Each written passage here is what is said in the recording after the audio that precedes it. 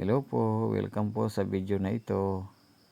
Ito po yung ginagawa namin para kami magkaroon ng bigas. Kailangan bayuhin, durugin muna po yung palay. Yan po. Ito naman po ang aming ulam. Ayan.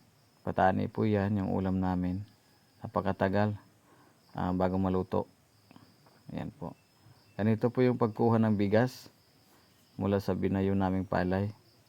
Ayan. Kailangan paghiwalayin mo yung bigas at palay. Ayan po. Kinukuha po yung ibang palay na hindi nadurog. Ganyan po yung pagkuha ng bigas. Ayan o. Naka-smell yung aking binibidyohan. Ayan. Ayan po. May bigas na po na ilang piraso na nakuha. Mamaya po pipilian po yan ng may ilang palay kasi napasama. Salamat po sa panonood.